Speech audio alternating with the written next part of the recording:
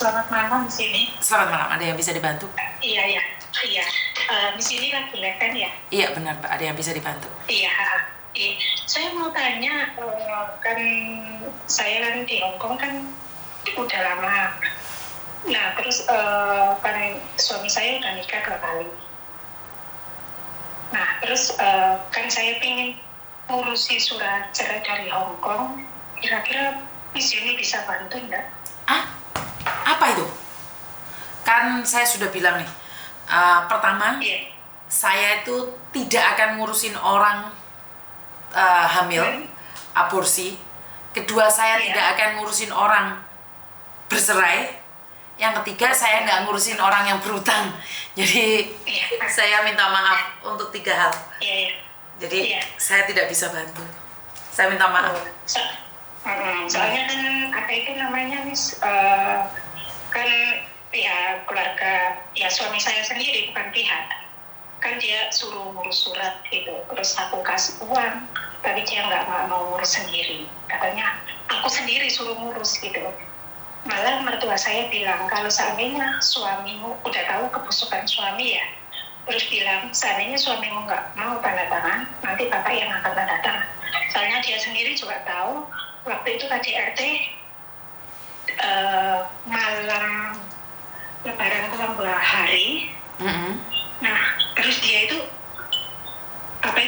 karena mungkin judinya lagi kalah, terus dia KDRT mungkin saya sampai babak belur ya, seperti orang berkelahi.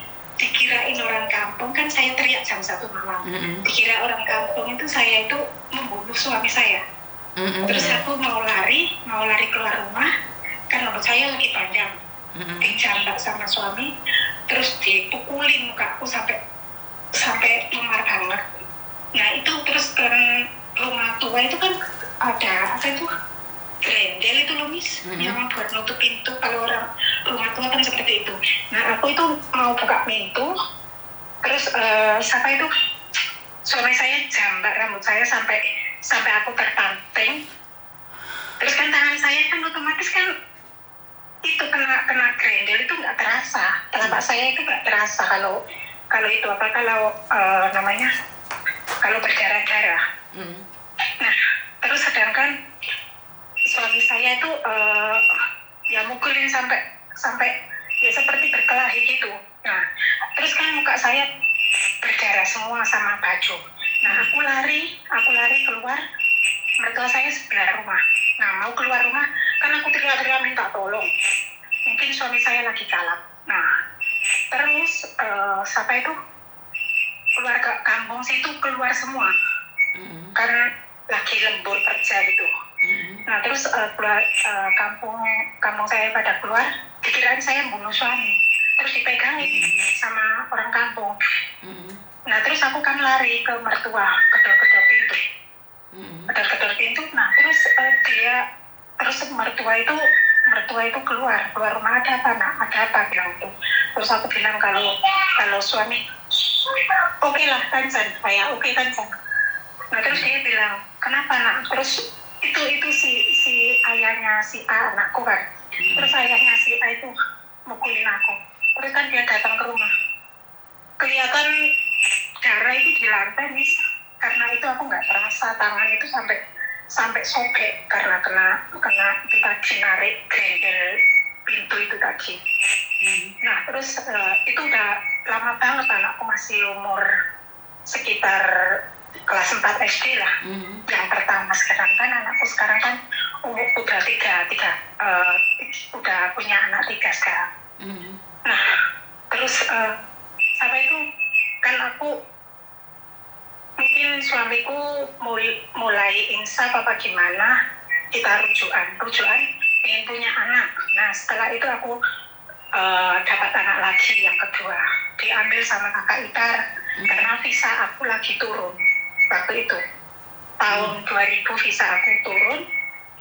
Nah terus visa aku turun itu aku bilang aku lagi hamil, tolong ya kalau diminta ya nggak apa-apa, aku kasih, tapi harus dirawat baik-baik. Sampai sekarang pun juga udah nikah anakku yang kedua. Terus yang ketiga itu sekarang insya Allah hampir 12 tahun. yang ketiga. Nah, setelah yang ketiga itu aku bilang sendiri, nah, mama nggak mungkin akan pergi ke Hongkong lagi. Karena waktu itu saya pertama kali datang ke Hongkong tahun 96, masih bujang. Umur 19 tahun. Umur 19 tahun, masih bujang, tahun 96. Nikah sampai punya anak 3 itu. Nah, terus setelah itu, anak yang ketiga ini, aku bilang, setelah lahir, aku bilang, nanti nak, mama nggak mungkin akan pergi lagi ke luar negeri, aku akan menjaga kamu. Nggak sampai itu waktu tahun baru, anak saya itu umur 3 bulan.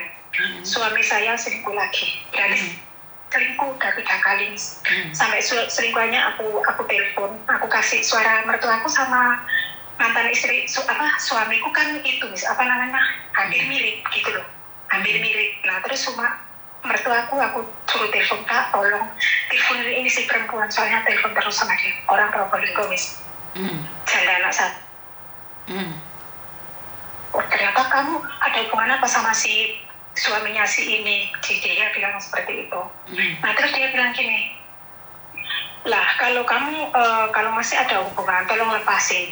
Dia katanya udah nikah siri lah, gini. Ya nggak masalah, yang penting kamu lepasin. Nanti bapak yang akan ngasih modal kamu. Itu kata mertua aku.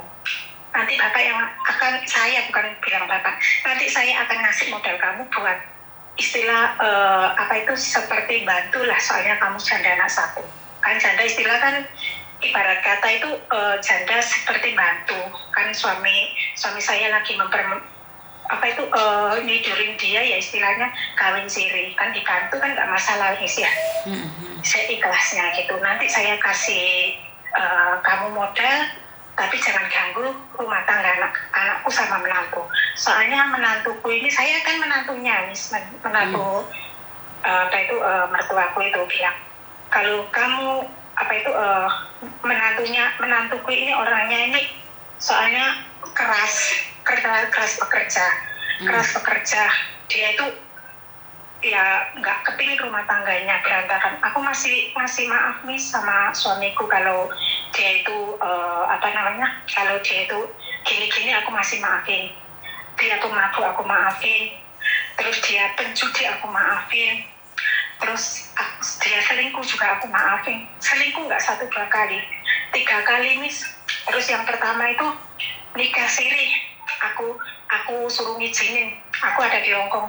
Ya nanti kalau kamu mau menikah, otomatis nikah aja di rumah dia, jangan sampai di rumahku. Nah, setelah itu Lebaran aku tahu kalau dia selingkuhannya itu dibawa ke rumah. Kan otomatis kan aku jengkel, itu tempat tidurku dibuat selingkuhannya sama suamiku. Nah, kan aku tanya sama anakku, itu kenapa ayahmu kok ada di situ sama si pelakor? Nggak tahu, Bu, bilang gitu yang anakku yang perempuan. Apa itu yang laki? Anakku yang laki nomor 1, yang nomor 2 itu perempuan, nomor 3 itu perempuan.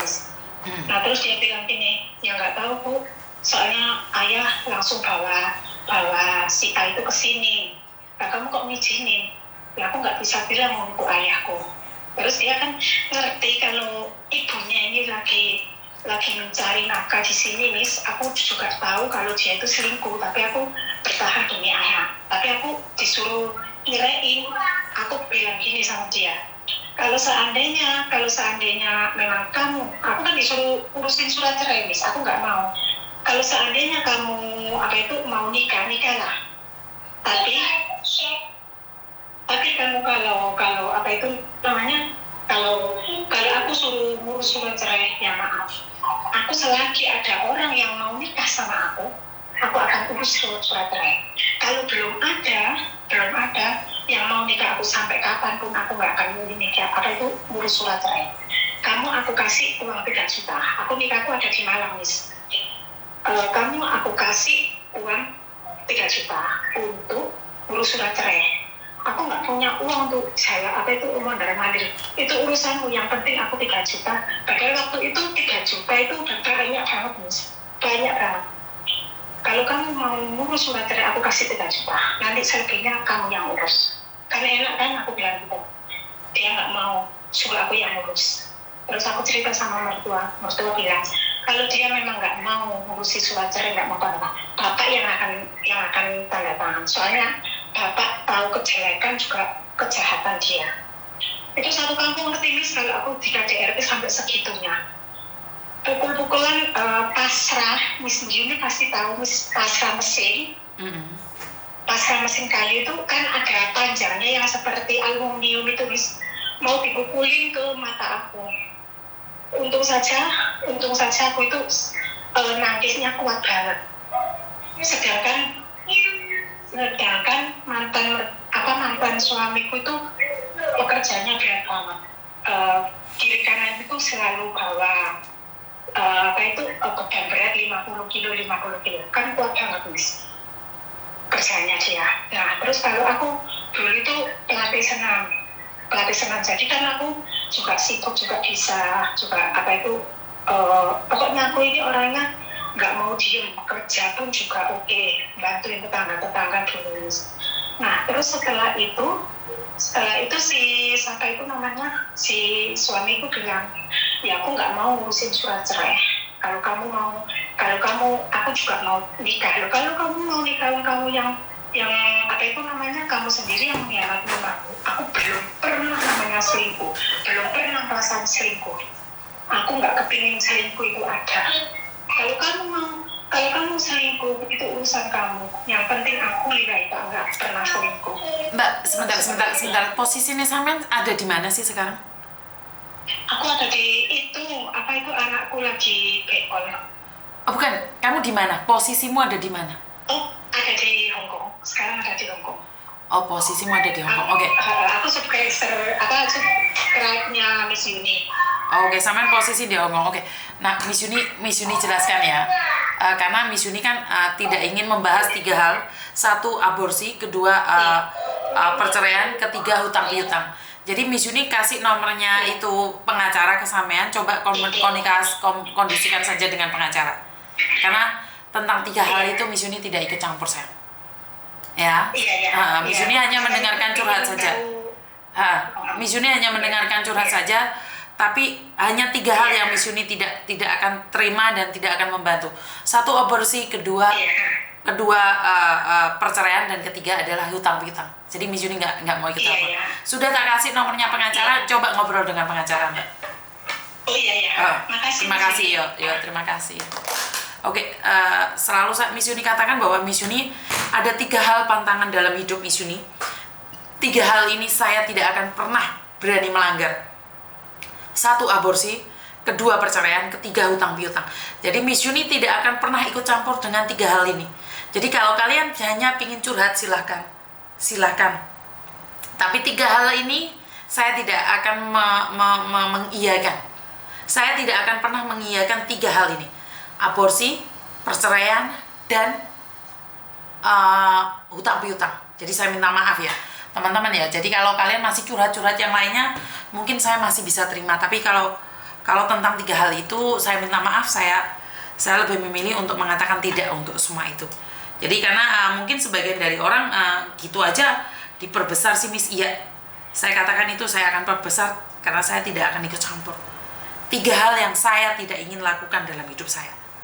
Jadi sekali lagi, saya tidak ikut campur. Halo?